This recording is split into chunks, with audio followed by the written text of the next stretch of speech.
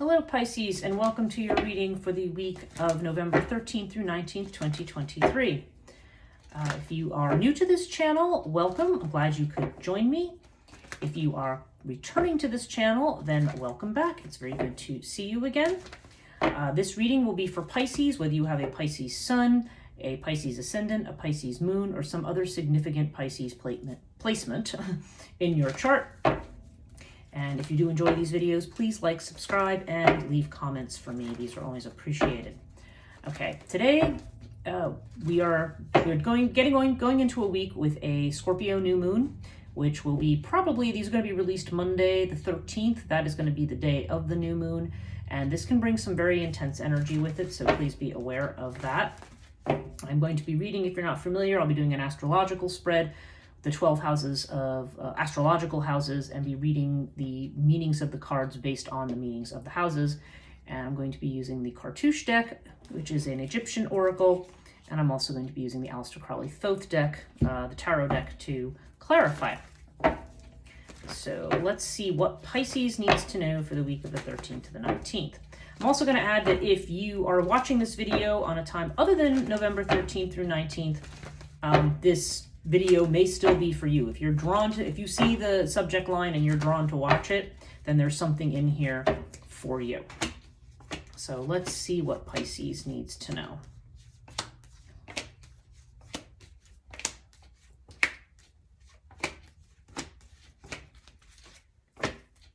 Okay. And let's get our clarifiers out.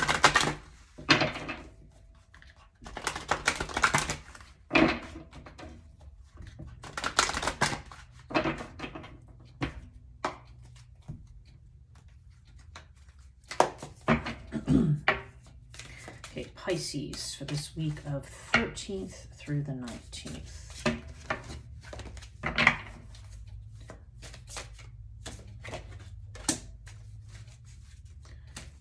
Okay. Already see some need to get grounded about something so far.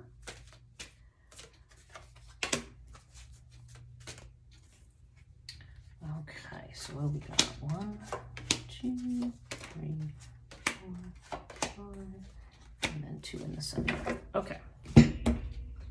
All right, so let's begin at the beginning.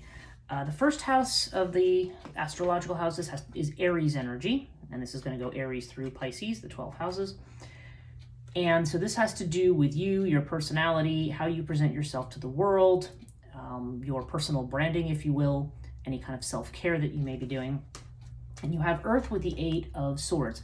So when 8 of Swords comes up, this indicates to me that you have been overthinking something. You may be filled with self-doubt. You may be blocking yourself because you are looking at a situation only one way. I mean, Earth can sometimes indicate that we are sort of plodding along, going with the tried and true. We may need to, in this case, you need to get outside of your own head, so to speak. In that case, Earth could actually mean you actually need to ground and center yourself to some degree, because your mind may be running like crazy about a particular issue, and it may be paralyzing you and keeping you from taking action. So getting your feet on the ground is the best place to start there. Second house is Taurus energy. This has to do with money and finance. And okay, so you have the 5 of Cups with air. So I don't know if this is a change of job for somebody. I feel like there's something here with the 5 of Cups. There's a sense of loss or grief about something. Maybe money that was lost, maybe a job that you're leaving and maybe you feel sad about. Because there feels like a change here. It doesn't feel like a cataclysmic change. It feels more like a natural change. And there could be some changeability to your financial situation right now too. And you may be looking back at the past. See, if I look back at this first house and this stuck energy, this could be, like maybe you made a decision to do something different financially. Maybe you've struck it out on your own, taken a risk. Maybe you're not seeing the results yet that you want to see. And you may be looking back going, I should have stayed with the job I was in. I shouldn't have changed my situation. But again, there's change going on right now with regard to your financial situation. any kind of blocks right now. I feel like air indicates things that are not that serious and that will blow over pretty quickly. So definitely don't be looking back to the past. When this card comes up, we're too focused on where we've been and not focused enough on where we're going. So keep that in mind. Yeah, third house, this is Gemini energy. So this generally has to do with messages, has to do with, if you are in business, this could have to do with self-effort in business. But there's this, but it can also have to do with, it can also have to do with siblings for some of you. So this may have to do with a brother or sister as well. So we got this Queen of Wands energy here. So this suggests to me that messages, this could be a message from this kind of a person. This would be a fire sign person, probably, possibly a female, since it's the queen, but sometimes the genders don't matter here. There's this idea of somebody who just has a very fiery disposition, perhaps someone who's a redhead, or has brown hair, red hair.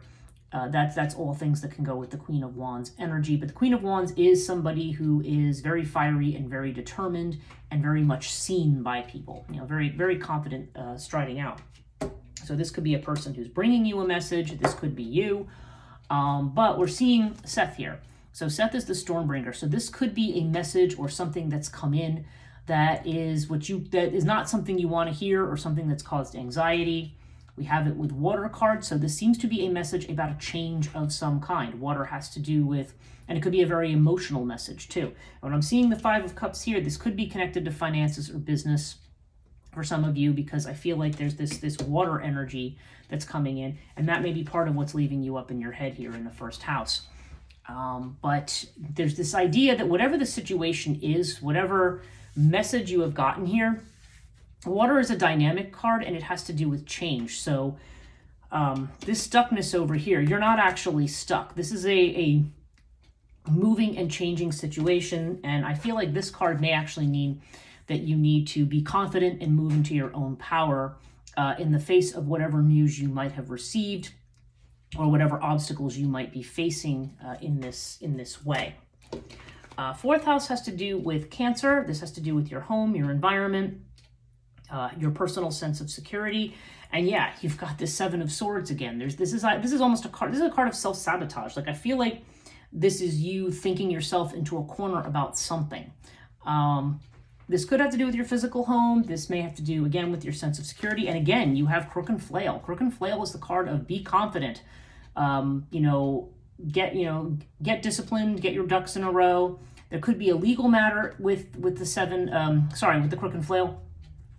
But this often indicates a legal matter that will come out well for you. Okay, so or it could just be discovering the truth about a particular situation. Yeah, because this can imply that something has been hidden from you as well. But I don't know. Overall, I'm feeling this very strong energy of you may be plagued with self-doubt right now about maybe a business move, about your finances, maybe about something you've heard. And this is saying, this is not a time to actually, not a time to fold in. It's a time to put your feet on the ground, just look at the facts, and to be confident about the path that you're taking. Fifth house is Leo energy. This could have to do with love affairs. It could have to do with children. And it could also have to do with creative projects. Okay, yeah, again, there's this worry card here. There's this Lotus card, this need for peaceful continuity. Now, the Six of Cups there's two possibilities. Now, being this is the house of children, the Six of Cups sometimes literally has to do with children. But it could also be with a past person or somebody who you have history with. In a love affairs house, this could and doesn't have to mean, it could mean somebody from the past coming back around again. Maybe this has you concerned to some degree. Or this could just be, this is a card of very strong nostalgia and looking back to the past, like we're seeing over here. This could have to literally do with a child, could have to do with your own childhood, perhaps. Or again, it could have to do with a relationship or a project or something that you're working on. There's a very strong influence of the past on the situation that may be causing some anxiety in some way, whether it be that you want to return to the past or you're afraid of a return to the past. But either way, I mean, Lotus, again, there's this, it's like with Earth and with some of these other things, There's definitely a need to calm the mind and calm anxiety about a particular situation. Sixth house has to do with your health, potentially with a job situation. It may have to do with something you are worried about, or sometimes with pets for some people. That's the house of pets. So in the Virgo house, you have Urias, okay? So there's the idea that something is not what it appears to be, and you have it with the Nine of Discs or Nine of Pentacles, which is the card of financial independence. So this is connected to a job in some way, possibly, because, because this indicates to me something in which your financial independence may be something you're concerned about or that's in question. But you have it with Urias. So Urias, in light of all of this, Urias often means that we're not seeing a situation for what it is, but generally it means we're seeing a situation as being worse than what it is. So you may be very, very worried about something, and it may be saying, hey, it's actually not what it looks like, okay? Now, 1 plus 8 on this card, this is card 18, is 9. This is card number 9. So for this, 9 might be important, something you could be understanding more about what this is about in the next 9 days, possibly 9 weeks, but I don't know. I don't know why I feel like 9 days with this one, but the 9 is important there. Or 9 could mean something else. It could be the 9th of December or the 9th of a month or something like that. That's also possible. 7th house has to do with Libra energy. This is your relationships, your partnerships, business partnerships, and otherwise.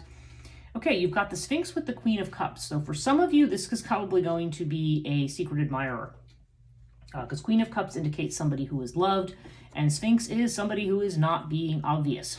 So so for some of you, this is going to indicate that you are that there's somebody hidden here who has an interest in you. Because it's even though it's the Queen of Cups, it can be either gender. It doesn't have to be necessarily female, even though it presents as female.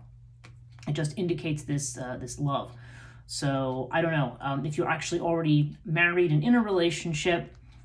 This could also just indicate that even if somebody perhaps is not showing it right now, it could be maybe your spouse has been preoccupied with other things or something like that, or not necessarily in a mindset. They may be in a mindset where they may be absorbed with something that's going on with themselves, but this does indicate definitely that there's love there, and that to tap into your receptive energy and your intuitive energy with regard to a relationship or partnership. 8th house is Scorpio energy, and Scorpio is the house of transformation. That's where this new moon is this week, and where there's a lot of intense energy. And yeah, wow, you've got the Dominion card once again. That your message in your house of transformation is it's time to make decisions and it's time to take control. Now, but this does indicate that I think the main issue here is what you cannot see. You're trying to make predictions about where something's going to go, and you're getting stuck in your head about it, as we see back over here. And yeah, it's just simply, it is indicating that you don't have all the information yet. The timing may not be quite right for something to happen yet. I mean, it may be coming soon, but just not yet. So this is about taking control. This is about taking control and making decisions in the now. So so definitely seeing that with the Queen of Wands here, with this 7 of Swords, and with this 5 of Cups, and also just this whole thing here. This all seems to tie together, that there's something that you're very concerned about, some kind of change you're thinking about making, and you're very nervous about what the outcome is going to be. But and again, this seems to be connected to your finances, could be connected to some news that you've gotten. But I just don't feel like, if it's connected to a job, I don't feel like the news is as bad as it appears to be. And if there is some kind of an ending or something, then it could also be a case that, okay, you've lost one thing, but there's going to be something coming up that's even better that's going to replace it very soon. So, and if finances are a worry, you will be able to have, this is the card of gain. There's definitely finances or good, money coming in. 9th house is Sagittarius energy. Yeah, this has to do with a long journey. So for some of you, a long trip is connected to this. It could have to do with higher education, like if you work at a university or if you're going to school. It can also just have to do with your beliefs. It can have to do with a legal issue. I don't know. The 9th house has to do with expanding our energy and horizons. And you have the Buckle of Isis, which indicates that you may have to put in an effort for something. You need to let something go. You need to give something up in order to gain. And that's been coming up all over. That's where I think this decision is. But that giving that up is going to bring you to the 10 of Cups. This is the culmination of your wishes. So yeah, for some of you, this is going to be specifically connected with a journey, but for others, this is just about, it could be literally just expanding your horizons, taking a different view on something, not allowing a traditional way of looking at things to hold you back. Okay, something you give up is going to create this really, really fantastic gain here. 10th house, we have Capricorn energy. And this is about your career, your fame, your reputation. And darn, this came up for Capricorn too. You have the 4 of Pentacles, the power card. There's definitely a sense that you're setting boundaries here. You have Hathor, so this could be you, you getting organized, trying to get comfortable in a particular space. Sometimes this is somebody who's actually working in a field that is, like, for example, fashion, or you might be a chef or a cook or something like that. Like, there's something about that kind of things that are often connected to the home that Hathor can be connected with, but it doesn't have to be. This can literally be the businesswoman who is in charge of her own business. It doesn't have to be that. But I find that this, as a career, often indicates careers that are traditionally associated with Venus energy or femininity, because this is a Taurus card. And you have this, so yeah, there's this sense of trying to hang on to something. And down here, yeah, there's this idea that there's maybe something that's not what it appears to be. I don't know. I think, again, seeing the sacrifice card here, you need to be flexible about something with regard to your career or your career path forward, like what it is you're trying to do. Holding on too tightly to where you are, you may lose out that way. I mean, letting go, when you let something go, when you put something down, then you have the room to take in something else. Okay, so that's something you need to think about there. 11th house, this is Aquarius energy. This has to do with networks, friendships, and also your goals and hopes and wishes. And yeah, once again, we have the Priestess. There's this idea that something is veiled, something we're not seeing right now. The Priestess talks about what we don't quite know yet, and you have it with Sirius. So this could indicate some kind of a struggle, whether this is with a friendship or somebody in your network, or whether this is about a goal that you have. There's this idea here of needing to expand your horizons. Sirius could be about innovation. This is the house of Aquarius. This is a card of Aquarius. So there may be a need to do something differently, to look at something differently, to approach your work that you're doing in some way differently, and that collaboration may be what's needed here, because this is a house of getting support from others. And yeah, there are still, again, I mean, this could indicate that there's going to be liaisons or connections or opportunities from people that have not manifested yet. So definitely think outside the box here. I feel like with what's happening in this first house, that you're definitely kind of boxing yourself in, and this is telling you not to do that. Look to your networks and your friends. 12th house is your own energy, Pisces energy. Again, this is what's hidden, what you're afraid of, the things that you're not showing to people. And it's interesting, you have Ankh with the 4 of Swords. So this is definitely a strong healing energy. Maybe for some people, there may be a worry about somebody, maybe a worry about a health issue, because this is a life or death card. But mind you, it's in the 12th house. It's not in, it's not, and it's showing up as life. It's not showing up as death. Okay. So there could be a concern about somebody. Maybe you have a family member that's been ill, and you're very worried that they, you might be worried about, what that means for them. But this would indicate that that's a worry, and that it's not something that's actually happening. It's more just something you're thinking could happen. And you have it with the 4 of Swords. So this is a card of healing. It could be healing from illness. So I don't know. You may be concerned about yourself being sick, and I'm not. So in that case, I would look back to this house, which is the house of health. And again, there's this to me then would be security, vitality, and then Urias here would indicate, no, something is not what it appears to be.